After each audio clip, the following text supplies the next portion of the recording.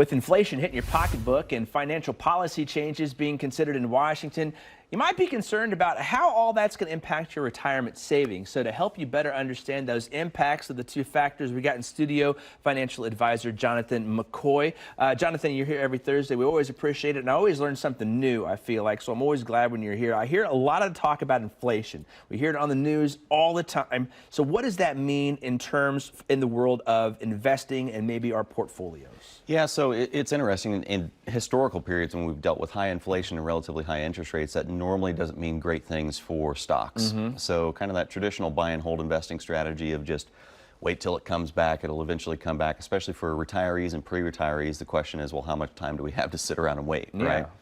And that's pretty typical. High inflation right now especially is hitting a lot of tech stocks because they're the debt that these companies are carrying is becoming a lot more expensive for them to be able to support their growth and research and development and all this. So it's not a surprise the hits that we've taken in the stock market. And as long as inflation remains elevated, as long as interest rates remain elevated, we don't have a great outlook on stocks for the next probably 2 or 3 years, but we'll see how things unfold economically. Well, let's talk about some of those policy changes from Washington that can change retirement for people. So how do those changes affect you in your job? Yeah, so there's been probably more changes to the retirement planning world in the last 3 years than there have been in the last 30. I bet, yeah. With the Secure Act and now the Secure Act 2.0 that went into effect in January.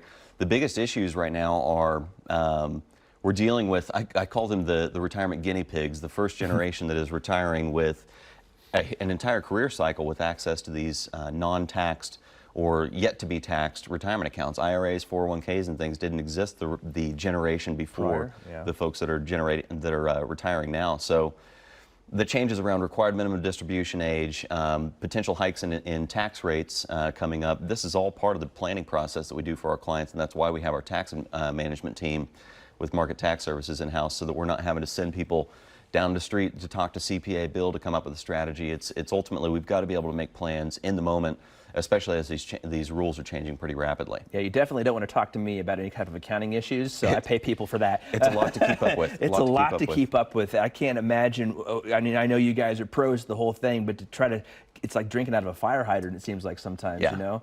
Well, let's talk about how recently you guys have helped a client with something maybe that when one of these changes came down the pipe, you got it, you filtered it out, you digested it, and then you were able to help them, you know, get their retirement changed appropriately. Yeah, so I mean, I think the best example, and I can think of several, and we don't have enough time to tell all the stories, but the biggest challenge that we find for folks that have been working with financial advisors for the last, say, 10, 15, 20 years is even if they've got a good relationship with their advisor, now they're starting to realize that, oh, I'm not going to be saving for the next 15, 20 years. I've got maybe 2 or 3 years left, and I've got to turn around and start spending this money. So what's the most efficient way in which I could be using these assets, whether I've got IRAs or Roth IRAs?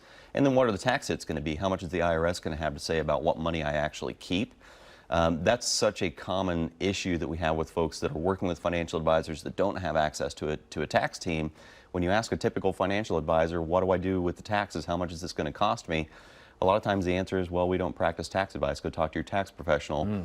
And these days especially, a lot of people are doing their own tax returns, and that sort of leaves people banging their heads against the wall. It's why we invite people to come in, and even if there's not a significant change that needs to be made to the investment strategy, we at least need to be taking a look at those longer-term tax impacts. Yeah, I love to look down the road to see what's coming up so you can prepare for whatever's coming. So, and again, if you have questions for Jonathan, you can schedule a complimentary consultation and submit those questions. Just visit AskOurAdvisor.com or call 816-548-2000. They'll take those questions, even meet with you one-on-one. It's all free of charge. If you include your address, Market Advisory Group will send you a free gift.